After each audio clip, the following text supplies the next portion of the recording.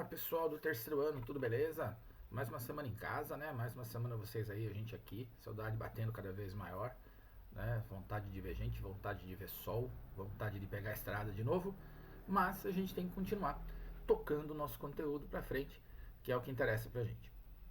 Nessa semana a gente vai ver as aulas 27 e 28, tá? Essas aulas estão juntas na sua apostila. Eu acho que eu vou quebrar em dois vídeos para não ficar extenso demais. Então vamos trabalhar com a aula 27, tá? Tá junto, 27 e 28. Nós vamos trabalhar com a aula 27 no primeiro momento. E a gente só tem exercícios para a gente fazer, que são aplicações de leis de Newton, tá? Primeira, segunda e terceira, para aquilo que a sua apostila chama de corpos interligados, tá? Então os corpos estão presos por fio ou estão encostando um no outro. Exercícios que tem aqui, alguns são fáceis, outros são difíceis. Então eu vou fazer os da apostila aqui no gravado, como a gente está acostumado, e nas aulas, nos nossos encontros, eu vou acabar fazendo outras questões para a gente poder reforçar a ideia, para a gente poder entender direito. Legal? Então, direto. Caderno 4, página 489, a questão 1 fala assim. Um professor de física explica a seus alunos que o dinamômetro é um aparelho destinado a medir forças e que ele indica a força que transmite. Como exemplo da aplicação, pendura um corpo de peso 20 newtons no teto de uma sala por meio de um fio, no qual intercala um dinamômetro. Como o corpo está em equilíbrio, a força transmitida até o teto é de 20 newtons. O peso vai ser igual à força de tração no fio onde o dinamômetro está colocado. Então ele transmite a força que passa por ele, que no fim da história é a força de tração, tá? Então a gente pode dizer que o dinamômetro mede a tração no fio em que ele está colocado. Eu sempre tenho que pôr o dinamômetro em algum fiozinho, beleza? Então ele mede a tração no fio em que ele foi colocado. Tranquilo? Fácil? Então a indicação do dinamômetro é 20. Aí ele fala assim, ó, depois da explicação, o professor realizou as montagens esquematizadas a seguir, nas quais o dinamômetro é sempre representado por um pequeno retângulo próximo do qual há a letra D e um número. As situações são sempre de equilíbrio,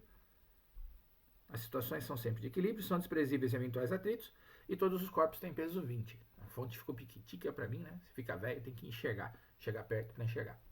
Então a gente tem essa situação dos três objetos em equilíbrio e ele quer saber a indicação dos dinamômetros, beleza? O que eu fiz?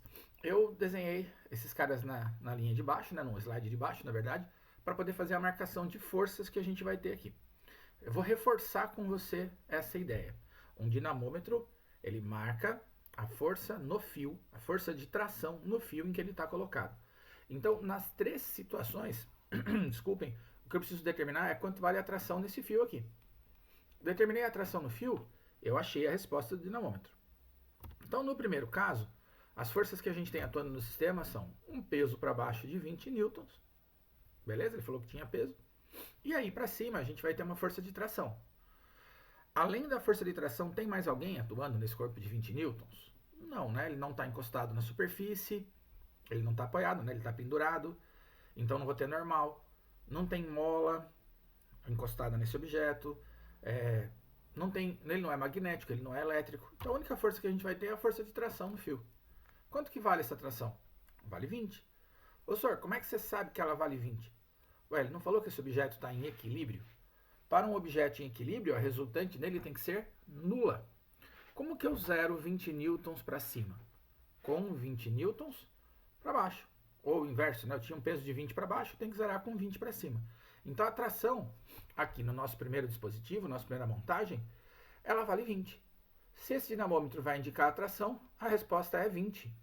E a gente já sabia disso, porque todas as opções na letra A tem 20. Na primeira medida aqui são 20. Então só poderia ser 20 newtons nessa. A gente só confirmou, então, que o dinamômetro mede a força de tração no fio em que ele está colocado. Beleza por enquanto? Legal? Letra B. Segunda montagem, né, que é essa aqui. Eu tenho dois objetos pendurados, estão passando pelas duas roldanas. Repara que o fio que liga os dois, né, se a gente chamasse lá de A e de B, o fio que liga os dois é onde está o nosso dinamômetro D2. Tá? Então o que vai rolar? Vamos desenhar as forças. Os objetos têm peso de 20 newtons. 20 newtons no bloco da direita, 20 newtons no bloco da esquerda. 20 newtons dos dois lados, eu vou ter movimento? Não. Eu tenho o mesmo peso nas duas extremidades. Então esse sistema vai ficar em equilíbrio. O senhor, ele falou isso aí lá no texto, que eles estavam em equilíbrio. É verdade, ele disse isso pra gente já. Como é que eu equilibro para cada objeto uma força de 20 newtons para baixo. Ué, com forças de 20 newtons para cima. 20 newtons nesse, 20 newtons nesse. Essa é a força de tração no fio aonde está o dinamômetro. Ué, então quanto o dinamômetro vai medir nesse caso? 20 newtons. Tudo bem? Ô, senhor, eu não tenho que somar os dois 20 para dar 40? Ou subtrair um do outro? Não. Tá? O nosso dinamômetro ele é considerado um dinamômetro ideal. O que é um dinamômetro ideal? É aquele cuja massa é zero. Se a massa do dinamômetro é nula, qualquer coisa que eu multiplique por m vai dar zero. Então, ele não vai cobrar, vamos dizer assim, um valor de resultante. Ele só transmite a força. Então, tanto de um lado quanto do outro do dinamômetro aqui vale 20, tá? E ele só vai transmitir essa força. Ô, senhor, mas a resultante no dinamômetro vai ser nula? A resultante vai ser nula. Em qualquer um desses objetos, estão todos parados, tá? Mas mesmo que houvesse movimento aqui, a resultante nesse dinamômetro seria zero, porque a massa dele é zero. Então a força de um lado e do outro é sempre a mesma, ele transmite a força de tração. A gente tem que guardar isso. O dinamômetro transmite a tração no fio em que ele está colocado, beleza? Eu não tenho resultante nele, eu não somo, eu não subtraio forças em dinamômetros. É a tração no fio que ele está colocado. Ué, então aqui vai dar 20. Ué, então a primeira resposta é 20, a segunda resposta tem que ser 20 também. Então a gente vai ter ou A ou E, tá? Letra A ou letra E. Bom, e agora, na última situação? Eu tenho dois objetos pendurados também, a diferença é que eu tenho uma rodana só. Tá? E o dinamômetro está colocado no fio que junta os dois blocos. Ué, a gente tem dois pesos para baixo de 20, eles continuarão em equilíbrio, eles não vão se movimentar, e eu vou ter duas trações para cima de 20. Para cada objeto, a resultante tem que ser zero, porque eles não saem do lugar. Tá legal? Bom, o que rola aqui então? Se a tração nos dois objetos vale 20, é a mesma tração no fio, o dinamômetro mede a força de tração no fio em que ele está colocado. Ué, o dinamômetro vai medir 20. Os três dinamômetros vão medir 20 aqui. E por isso a resposta não é essa que está marcada. Epa, olha que beleza, tá? Vamos corrigir, acertar isso aí já. Pronto, olha lá, mágicas da edição, né? Eu tinha, sem querer, marcado a resposta errada. Eu tinha colocado essa elipse de resposta na alternativa errada. A resposta, então, é a letra E. Nos três casos, a tração vale 20 newtons. Tudo bem? Belezinha? Ô, senhor, isso aí só vale se os caras estiverem em repouso, né? Se eles estiverem andando, o dinamômetro vai ter que subtrair as forças? Na verdade, não, tá? A única coisa é que se eu tivesse pesos diferentes dos objetos, a tração não poderia ser igual ao peso, senão eles ficariam em repouso. E a indicação do dinamômetro é a mesma força de tração dos dois lados, ela só não seria igual ao peso. É esse tipo de problema que eu vou fazer na aula ao vivo, tá? Então a gente vai explorar na aula ao vivo uma questão dessas, com um objeto pendurado e um aqui de massas diferentes. Isso aqui chama máquina de Atwood. A gente vai fazer uma de máquina de Atwood com massas diferentes, só para a gente poder perceber duas coisas. Primeiro, não é uma teoria diferente do que a gente está acostumado. Como aqui eu sei que eles estão em repouso, eu sei que a resultante é zero. Se não fosse zero, a gente fazia a resultante igual a massa vezes A. E a indicação do dinamômetro. Tá? O que o dinamômetro mede? Se ele for ideal. Sempre a tração no fio em que ele está colocado. A gente vai reparar isso aí, então, na aula ao vivo. Então, se você está assistindo essa aula gravada, assista a aula ao vivo amanhã. Né? Para nós, pelo menos, vai ser amanhã ou sexta-feira, depende da sua turma. Se você estiver vendo a aula ao vivo, espero que você já tenha visto, né? Que você vá assistir, então, essa aula, tenha vindo assistir essa aula gravada depois de ter visto a aula ao vivo. Porque aqui, realmente, não daria tempo da gente fazer tudo em uma só ou na outra. Então, vou trabalhar alguns exercícios diferentes na aula ao vivo, beleza? Então, essa alternativa E de helicóptero. Segunda questão. Questão clássica, bacana, com 3 objetos. De novo, eu espero fazer uma questão lá na aula ao vivo, com 2, para a gente poder entender, com um objeto encostado no outro, tá? A gente vai ter uma coletânea maior de exercícios daí. Diz assim, ó, 3 corpos A, B e C, com massas 3, 2 e 1 kg, respectivamente, estão apoiados inicialmente em repouso, em uma superfície plana horizontal, com a qual o atrito é desprezível. Os corpos estão unidos por fios inextensíveis e de massas desprezíveis. Uma força F horizontal, de intensidade 18 newtons, é aplicada ao corpo A, sendo T1, a intensidade da força de tração no fio 1, que une o corpo A ao corpo B. E T2, a intensidade da força de tração no fio 2, que une o corpo B ao corpo C. O coeficiente T2, T1 sobre T2, né? T1 sobre T2 vale. Se não for T1 sobre T2, a resolução tá certa, né? A fonte ficou pequena, de novo, né? Para eu enxergar isso aqui é um parto. Como é que a gente resolve esses tipos de problema? Eles são muito gostosinhos de fazer, eu gosto bastante desse tipo de questão. Primeira coisa que a gente faz, desenhar todas as forças que atuam no sistema. Então, por exemplo, quando você puxa o bloco A, ele vai esticar o fio. Ué, então, puxar o bloco A sozinho e puxar o bloco A com o fio esticado, puxar com o fio esticado, arrastando outros corpos é mais difícil.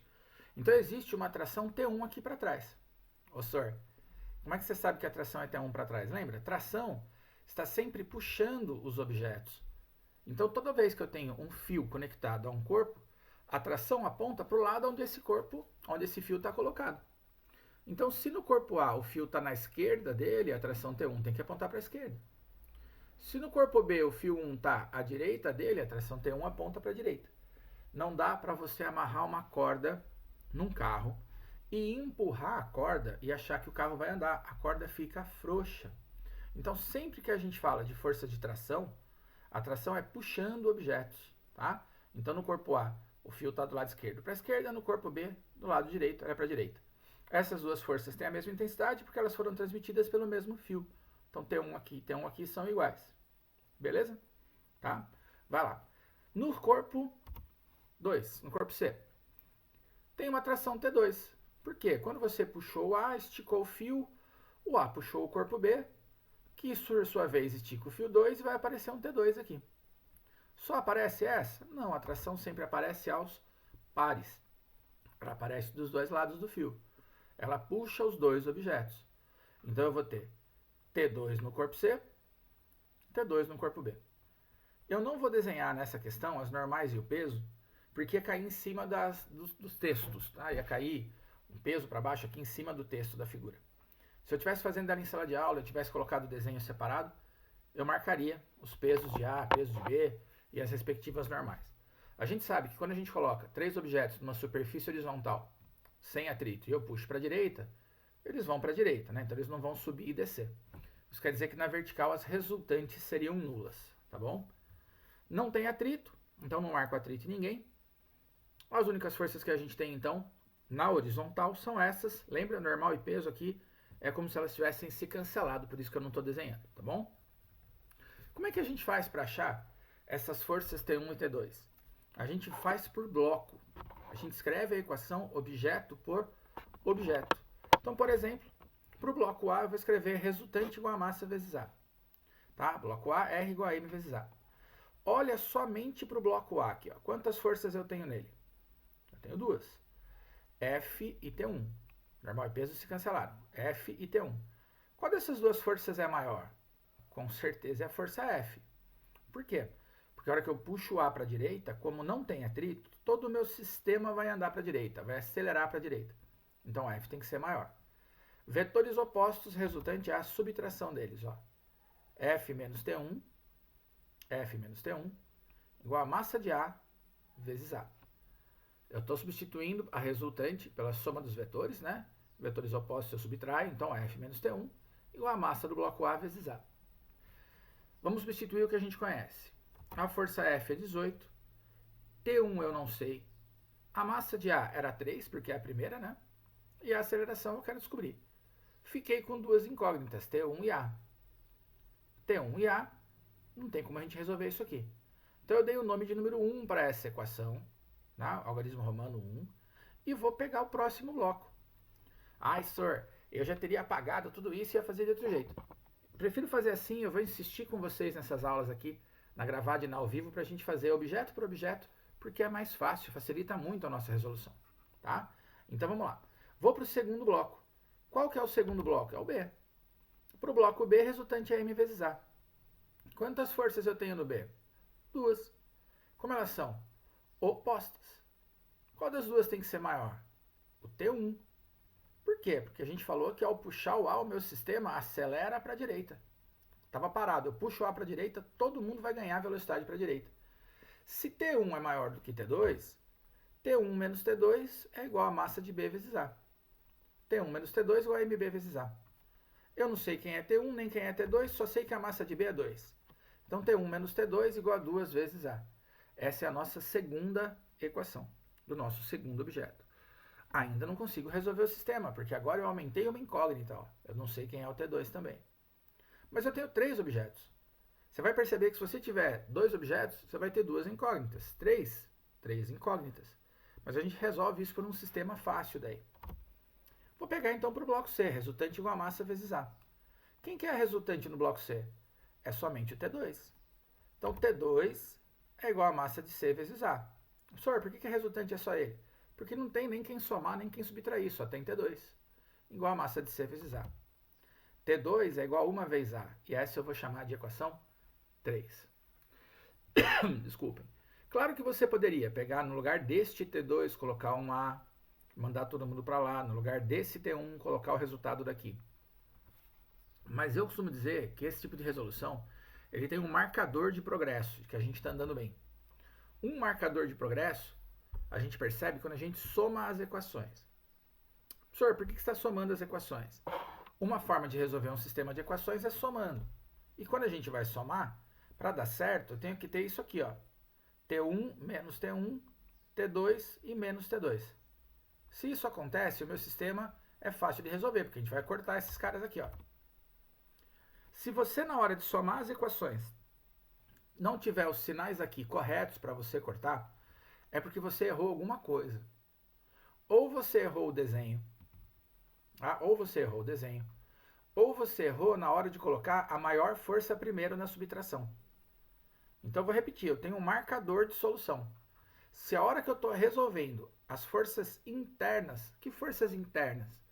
Aquilo que seria igual força de ação e reação. Né? O A puxa o 1 através do fio, o B puxa o 1 de volta, forças de ação e reação. Ó. Mesma intensidade e sentidos opostos. Né? Essas duas, mesma intensidade e sentidos opostos. Se eu não equacionei direito, quando eu vou somar, elas não cortam. Então eu sei que eu errei alguma coisa. Então a soma de equações me ajuda a dirigir a minha solução. Se a gente inverter alguma coisa, eu vou perceber que eu errei. Então, ó, T1 com menos T1 cortou, T2 com menos T2 cortou, do lado esquerdo sobrou somente 18. E do lado direito de igual? 3A, 2A, 1A. A gente está somando isso, né? Então, 3A mais 2A, 5A, mais 1A, 6A. Ó, 18, menos T1 com mais T1 dá 0, menos T2 mais T2 dá 0, sobrou só 18. E aqui, 3A mais 2A mais 1A, 6A. Resolvemos a aceleração, porque só tem ela para resolver. O A vai ser 18 dividido por 6, a aceleração dá 3. 3 metros por segundo ao quadrado. Belezinha? Fácil? Professor, ele não pediu isso. Eu sei, ele pediu a razão das trações. Mas se a gente acha a aceleração, é a história do sistema. O que eu não conhecia? Nem T1, nem T2 e nem A. Se eu acho a aceleração, é só eu voltar nas equações, substituir o A por 3, que eu vou descobrir as trações. Ó. Então, peguei a equação 3. T2 igual a 1 vezes A. T2 igual a 3 vezes... 1, perdão, que é a massa, né? 1 vezes A. A aceleração vale 3. 1 vezes 3. Tá? 1 vezes A, o A é 3. T2 é 1 vezes 3. T2 dá 3. Certinho? E a tração 1, onde eu vou descobrir? Tanto faz se você pegar essa equação ou se você pegar essa equação. Você vai perceber que as duas não é a mesma coisa. Tá? Se você substituir o T2 aqui e a aceleração, o resultado vai ser igual se eu substituir a aceleração aqui. Eu escolhi a equação 1. Então eu tinha aqui, ó. Eu escolhi a 1? Não, eu escolhi a 2, ó. T1 menos T2, não era T1 menos T2, igual a 2 vezes A? Só que eu substituí, ó. T1 menos 3, que é o T2, não, o T2 está aqui. É igual a 2, que já estava lá, vezes o A, que a gente achou que é 3. 2 vezes 3, 6. Menos A eu passo para lá, vai somando. 6 mais 3, 9. Descobri o T2, descobri o T1. A gente vai dividir uma pela outra. T1 por T2 dá 3 dividido por 9, que dá 3. Esse método de resolução, a gente está encerrando essa primeira parte da aula, que seria a aula 27, a gente pode usar sempre para quantos corpos a gente quiser, se eles estiverem encostados ou não. E quando a gente faz a mesma coisa, o mesmo procedimento para várias situações diferentes, a tendência é da gente se sentir seguro com isso e a gente acertar. Então eu vou repetir esse tipo de operação algumas vezes com vocês nessa semana. Beleza? Juízo, né? Daqui a pouco eu vou lá para o exercício 3 para a gente fazer o que seria a aula 28. Abraço!